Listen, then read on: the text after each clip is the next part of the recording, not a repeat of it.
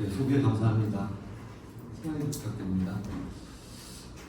저는 이제 SCR 하이브리드를 주제로 얘기를 할 텐데, 먼저 말씀드리고 싶은 거는 SCR은 소프트 이슈 그래프트다라는 게 이제 제일 중요하고요.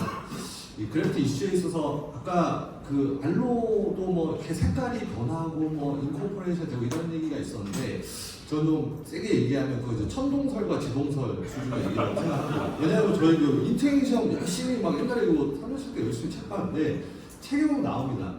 온에서 인덕션, 컨덕션, 제네시스 할 수 있는 건 오토밖에 없고, 그게 이제 불가능할 경우에만 알로를 써라, 이렇게 저희가 교과서에 나와 있습니다. 그리고 이 이슈들은 사실 뭐 D에서 ACL이나 뭐 앵클의 ATFL이나 이미 다 거기서 다 하는 얘기고요. 사실 저희 그 숄더, SCR에서의 이 그래프트 이슈가 좀 이렇게 최근에 나오긴 했지만, 사실 이거는 어느 정도 답이 정해져 있는 얘기가 아닌가 싶은 생각이 들고요. 리터러처 리뷰는 넘어가겠습니다. 뭐 많이 보면 뭐 시스템 리뷰, 지금 논문이 많이 나와서요. SCR도 거의 뭐 한 400편, 500편 이상의 논문이 있으니까 쭉 넘어가고, 다 알로가 좋다, 뭐 오토가 좋다 있지만, 결론적으로 이제 힐링이라는 면에서 보면은 오토가 83%, 알로는 뭐 페일러가 한 절반 이상, 리버스로 컨버전하는 비율도 높고, 그래서 이건 어느 정도 결론이 난 내용인 것 같고요. 제가 이제 하이브리드라는 단어가 좀 입에 착착 감겨서 이 말을 쓰지만, 저는 오그멘티드 오토그래프트라고 생각을 하고 있고요. 파워드 바이 알로라고 생각을 하고 있습니다. 그래서 제가 이제 그 페이퍼를 썼는데 2013년 3월에 처음 시작하고 43케이스를 했어요. 2019년까지. 근데 초반에는 정말 열심히 했거든요. 초반에 하루에 2개 한 적도 있고, 이 케이스를 좀 빨리 쌓고 런닝폼으로 쌓고 싶어서 굉장히 열심히 했는데, 그때 이제 뭐 60대 후반, 아까 68세 케이스 보여주셨는데 그런 연령대로 하고 했습니다. 근데 지금은 뭐 이렇게 리버스를 이렇게 좀 이렇게 많이 이렇게 스테이블한 그 결과를 보면서, 사실 나이가 많은 사람들은 리버스 하는 게 맞지 않나 이렇게 생각하고, SCR은 뭐 한 두어 달에 한 케이스 정도, 그리고 이제 한 60대 초반도 사실 좀 고민하고 60대 후반은 잘 안 합니다. 그리고 이제 뭐 그런 케이스들을 하고요. 저는 이제 분석해보니까 30케이스 정도가 이제 팔로우 다 되고, 이제 크라이테리아 밑에서 했고, 아쿠이미나 디스턴스도 한 6에서 7mm 정도, 뭐 그거보다 더 나쁜 케이스는 사실 아스오파스가 날 것 같고요. 근데 이제 팔로우 해보면은 25케이스가 힐링, 5케이스 페일했는데, 힐링된 케이스가 당연히 훨씬 결과가 좋습니다. 슈거 팔라이시스 없고, 그 다음에 그 포스트 오퍼레이팅 2이어스에서 AH도 훨씬 더 잘 유지되어 있고요.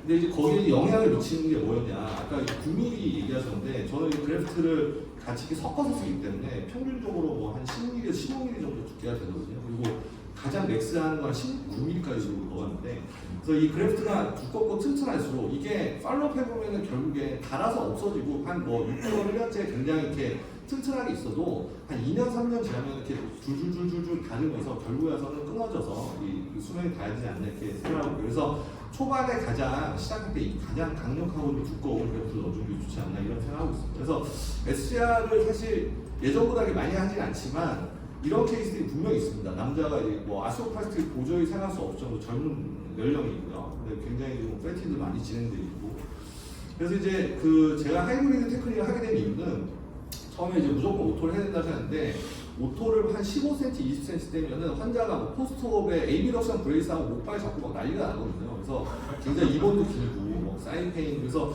이걸 좀 이렇게 잘 어떻게 우리 그 일리아폰 뗄 때 뭐 크게 안 열고 떼듯이 좀 잘 해보자 해서 이 오토의 양을 좀 줄이기 위해서 이런 테크닉을 썼고, 이렇게 하면은 한 5cm, 6cm 정도 열고, 포스트옵에서도 환자들이 이렇게 거의 그쪽에 사인 페인이나 별로 없습니다. 그리고 프리퍼레이션 하는 시간도 예전에는 오토 뭐 다 뭐 20cm 뜨려면 한 뭐 40분에서 1시간까지도 걸리고, 이 테크닉으로 하면 보통 15분, 20분 정도 오토 뗄 수 있고요. 그 다음에 그 그래프트의 구성이 중요한데, 오토그래프트가 힐링이 되는 게 레이어고, 그게 이제 아티큘러 사이드를 향해야 되고, 반대로 알로그래프트는 그냥 메카니컬하게 스플릿 해야 된다고 생각하고요. 이게 한 3개월, 6개월 정도만 스테빌리티를 주면 오토가 붙으면서 해결되지 않을까 이런 생각으로 접근하고 있습니다. 그래서 위쪽, 바깥쪽에는 버지알 사이드에 알로를 대고, 아래쪽, 안쪽 아티큘러 사이드는 힐링 가능한 오토를 대는 게 기본적인 컨셉이 되겠습니다. 그래서 포탄은 저도 이렇게 뭐 비슷하게 8가지 쓰는데, 저는 기본적으로 이제 글래노이드 쪽에서 타일을 할 때는 아까 그 이용우 선생님 말씀해 주셨는데, 그 느바이저 포탈로 타일합니다. 거기가 훨씬 더 이렇게 각도도 좋고요. 픽세이션도 튼튼하기 때문에 그런 방법을 선호하고 있고요. 그래프트 패스지가 굉장히 중요한데, 이게 두꺼울수록 좋은 건 맞는데 이 두꺼운 걸 그럼 델토이드 인저리를 얼만큼 적게 해주면서 할 수 있느냐, 집어넣을 수 있냐 이게 중요하기 때문에 뭐 이런 스펙cul럼이나 시린지를 좀 잘라서 쓰기도 하고 이런 방법을 쓰고요. 근데 그라미드 픽세이션 이렇게 느바이저 포탈에서 각도 좋게 해서 먼저 타이해주고 튜메럴 사이드 픽세이션하고 사이드 사이즈 중요한 거는 뭐 다 알려진 얘기니까. 그리고 이제 그 안티리어 쪽하고 한 3반에서 4반 정도 가능한 한 최대한 많이 리페어를 해줍니다. 이제 픽세이션 앵글 아까 얘기가 잠깐 나왔었는데요. 제가 뭐 논문 한번 쭉 해서 이렇게 리뷰 페이퍼 적은 게 있었는데 지금 컨셉 처음에는 15도에서 40도, 지금은 40에서 45도고 SCR은 엔티리어 포스terior 마디 컴포넌트를 다 해서 한 상태에서 15도 때 네이티브 델토이드 펑션하고 가장 똑같아집니다. 그러니까 이게 가장 기준점이 되는 각도인 거죠. 그래서 그래프 텐션은 아까 뭐 약간 널널하게 좋다고 하셨는데 바이오 메카니컬하게는 30에서 45N 정도 굉장히 짱짱한 텐션을 준 이 픽세이션이 나중에 결과가 좋다라고 결과가 나와 있습니다. 그래서 마지막에 이제 리컨스트 된 걸 보고 포스트업 MRI가 저는 이런 걸 좀 선호합니다. 이렇게 완전히 짱짱하게 이 텐션을 많이 먹은 상태가, 왜냐하면 이제 결국 SCR이라는 거는 이니시에이션을 해주는 거고 결국에 어느 정도 각도가 넘어가면 델토이드가 잡아주는 거기 때문에 이니시에이션을 위해서는 처음 움직일 때 짱짱한 각도로 고정이 되어 있는 것이 좋지 않을까라고 생각하고 있고요. 그 바이오 메카니컬 스터디의 결과들도 이를 뒷받침하는 것 같습니다. 그래서 이제 SCR이 좋으냐 안 좋으냐는 사실 뭐 개념을 한데요. 제가 어제 과음을 했는데 아직 개장을 못해서요. 빨리 좀. 마지막 시간인데요.